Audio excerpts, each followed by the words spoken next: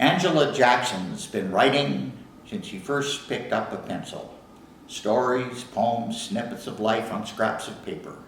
During her career as a motivational speaker, Angela wrote and published 2 self-help books, Celebrating Anger and Celebrating Life. And while appearing on CBCS, Geraldo Rivera held up a copy of Celebrating Anger and said, "Everyone should read this book." A generous compliment. In the fall, Adelaide Books will publish Chasing Glitter, Angela's bittersweet story of forbidden love. She's almost completed All the Colors of the Rainbow, a lost and found novel dealing with addiction and set in Greece. At present, she's busy writing The Love of My Life, a story of a man who had multiple loves at the same time. Angela lives with her husband Fraser, plus 2 cats and a dog, in Port Sydney, and spends her winters in Mexico. She writes in a small loft overlooking the Muskoka River, which she says gives her both inspiration and tranquility. Angela will read the first chapter of her soon-to-be-published novel, Chasing Glitter. When I think back on the summer that changed my life, I should have known something was coming. It started with a pause, like that second before a storm when the birds are quiet, or after a siren stops screeching and the silence is deafening. I had such a moment. Time melted and stillness surrounded me, prompting me to respond in kind. When everything I knew, all that went before and would come after, converged in a single breath, and I was in the right place at exactly the right time. July 1972. First, the long drive from Toronto. A ribbon of slow-moving traffic up ahead. Green pastures giving way to tall pines and rock. Frank hollering at the girls to be quiet. Ghostly clouds drifting across the sky. The occasional crawl. "Damn long drive," Frank muttered as we pulled into Loon's Landing, the docking point for our entry to Pine Island. Banging the car door shut, he stomped around to the trunk.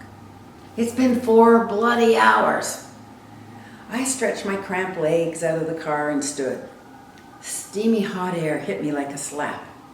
"Yippee, we're here," my daughter squealed, tumbling from the back seat. Grabbing our bags, Frank headed to the dock where an aluminum boat awaited. A breeze lifted my skirt, which fluttered briefly before I smoothed it down. Tired of feeling grungy, I traded baggy jeans for a red mini dress with matching hot pants and sling-back sandals instead of running shoes. I told myself it was foolish to be so excited, but anticipation funneled through me as if I was heading out of a safe harbor into uncharted waters, as if, for God's sake, Juliana, keep your eyes on the girls and put on their life jackets. Do you want them to fall into the lake and drown? Pulling Alex from his car seat, I picked up 2 life jackets and scurried to the dock. 4-year-old Dahlia, Dally for short, hopped from one leg to the other, swatting mosquitoes and jabbering questions. "How far is it to our cabin, Mummy? Do we have to wear these jackets when we get there? When can we go swimming?" "Oh, Lara, hold Alex while I put on Dally's life jacket, would you?" 8-year-old Lara took the baby from my arms and wiggled her nose against his.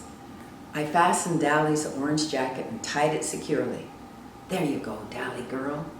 I know you want to jump into the water right away, but we have to get to the island first." Lara passed me the baby, tied her own jacket, and ran over to Frank. "Can I help, Daddy?"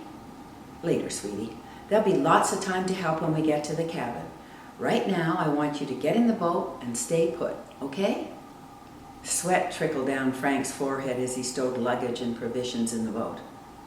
I jiggled Alex on my hip and scanned the wide lake, one of many dotting Muskoka, a prime vacation spot in northern Ontario. I had a good feeling about Muskoka and was proud that by scouring classified ads, I'd found a small cabin on a remote island that didn't cost a lot. "Let's rent it," I said, showing Frank the ad. "You're always saying the girls need to learn about nature, and this cabin sounds perfect. You can work in Toronto undisturbed and have a place to relax on weekends. Please say yes." I longed to escape the city and Frank's endless put-downs. What do you do all day? The house is a mess. Your cooking is pathetic. Lots of criticism, little praise. Juliana, Alex isn't wearing a hat. I bit the inside of my cheek, covered Alex's head with my hand, and started humming, "Please release me, let me go." Then checked to see if Frank had heard. Songs are my harbingers. They pop into my head and tell me what's going on when I haven't a clue. Frank would never release me, but perhaps the island would provide a respite. The choppy buzz of a motorboat snagged my attention. Long blonde hair whipped across the face of a lone driver heading our way. "What are you waiting for?" Crooking his arm, Frank motioned me over. I pressed Alex to my breast, stepped into the wobbly boat, and dropped onto the narrow seat. The other boat sprayed a fountain of shimmering mist as it swerved back into open water. Who was that driver? Why did he come so close, only to turn away? Shifting my gaze to Frank's chiseled profile, I scanned his taut body clothed in jeans and a navy t-shirt. His biceps flexed as he pulled the choke. I thought of all the organizing and packing he'd done to get us here and mouthed a silent, "Thank you." Easing my hand into indigo water, I swished it back and forth. The sun's warmth coated my back, and I lapped it up like a cat slurping cream. With a shudder, the boat took off, and we skimmed across the deep blue lake. Soon Pine Island appeared, looming before us like a giant whale wearing a diadem of trees. Frank edged the boat beside a small wooden dock, turned off the engine, and double-knotted the rope. "Is that our cabin?" Lara pointed to a dilapidated white boathouse half sunk in the lake. "No, darling, it's a relic of bygone days," I chuckled. "Oh, for a camera." "Okay, everybody up." Frank stretched his arm and helped us disembark. "That's my bolo bat. Give it to me." Dally lunged at Lara, who pushed her back. "Stop it, you two. No fighting on the dock. Pick up your packs and follow me." Toting several large bags, Frank began to climb a narrow path. Dally and Lara jostled one another and trailed behind. From my first step on pine needle ground, from that first musky whiff, I knew in a never-forgotten way that I belonged in Pine Island. Filling my lungs with the sharp scent of pine mixed with the sweetness of berries, I kicked off my sandals, spread my toes in the dark earth, and rejoiced. The land was familiar. It had waited for me and called me home. Green upon green, everywhere I looked.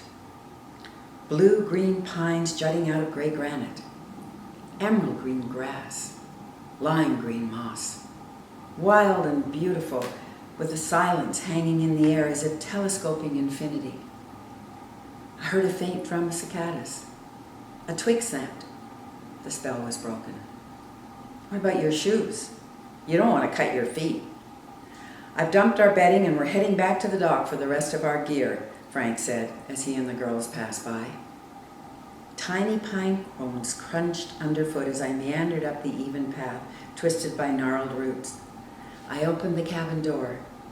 The scent of mothballs stung my nose and made my eyes water. I took in a hodgepodge of mismatched furniture, a faded green couch sagging against one wall, a chipped white enamel table with 4 chairs, a rickety orange lamp leaning beside a pine rocker. Pink insulation covered another wall, and high above my head, rough wooden beams joined in an A-frame. Shafts of sunlight spilled through windows, filling the room with a honeyed hue. It's perfect. I love it. Flopping into the rocking chair, I stroked the wooden arm, long since worn to a burnished patina. Rocking back and forth, I savored a moment of peace with my baby. The last 7 months had been rough.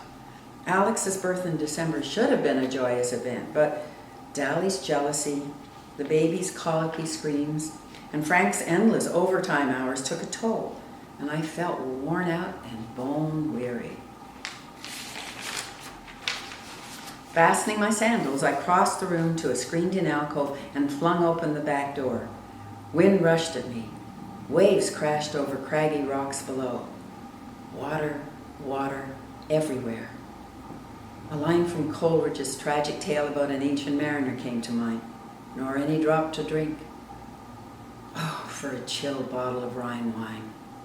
Could Frank have tucked one into the cooler? I licked my lips in anticipation, then gasped as a white seagull swooped in front of me. Is it our albatross? Holding the banister, I edged along a narrow walkway and made my way to another door. Although the room was small, with only a double bed and bureau, it was big enough to house my dreams. Aside from Frank returning on weekends, I'd have a room of my own to think private thoughts and sleep undisturbed. Delicious. The second bedroom was roomier, with 2 single beds, a crib, and a wardrobe. Look, a crib for you, little man. Kissing the top of Alex's head, I spied a slanted shed outside the window. Let's go investigate, my darling. I walked down 3 broad stairs and peered inside. Freshly painted marine blue, the shed housed an outdoor toilet and smelt of pine. I latched the door and gazed up at a slender white birch, losing myself in the beauty of iridescent water droplets clinging to a leaf. Since childhood, I've been entranced by the sparkle and radiance of light. Sunrise, candlelight, fireworks, the moon. Even the flash of a crumpled candy wrapper was a magnet pulling me toward its glitter like a crow. Is this our bathroom, Mummy? Startled, I jumped as Lara tugged my mini dress. Yes, sweetheart, we'll have an outside experience. Yuck, spiders. Could be, which is why we'll keep the door shut. Before you go inside, yell, spiders be gone, and they'll hide. Did you notice your room is right next to mine? We'll be cozy here, won't we? Do I have to sleep with Dally? Well, you do, and Alex will be in your room as well. Rub-a-dub-dub, my sweet. We'll be snug as 3 bugs in a rug.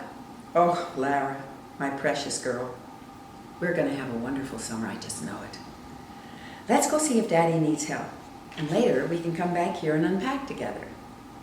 The baby snuggled against me as Lara and I circled back to the cabin. A panting Frank staggered inside, laden with food and provisions. Christ, could this place be any smaller? We're going to trip over one another. This isn't what it looked like in the pictures. The cabin did seem small with all of us in it. Can I put away the soup, Daddy? Sure, honey bun. Stack the red and white cans in the first row and the others behind. Like this, okay? He bent down and ruffled Lara's hair. Dally plumped herself in the middle of the couch and spread her skirt like a fan. She unzipped her flowered Barbie case and pulled out her favorite dolls. This is the Mummy. She's going to wear her blue ball gown tonight when she goes dancing. Lucky Mummy. What fun it would be to go dancing. I strapped Alex into the high chair, handed him a teething biscuit, and stepped outside. A few feet up the narrow path, a figure emerged, so I moved aside to let him pass. A lanky teenage boy with shoulder-length hair stopped and looked at me, looked right into me, and I stared back.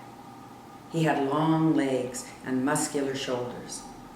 A thin line of untanned skin peeked out above his low-slung faded jeans, and the tip of a red bandana poked from his front pocket.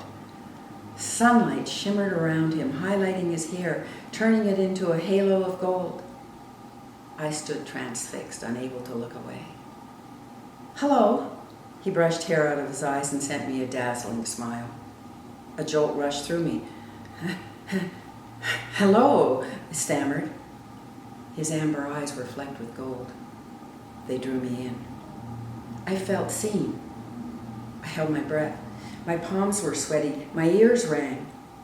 I felt connected to this land, this boy, and something else, part of the grand scheme of things. Everything seemed brighter and infused with light.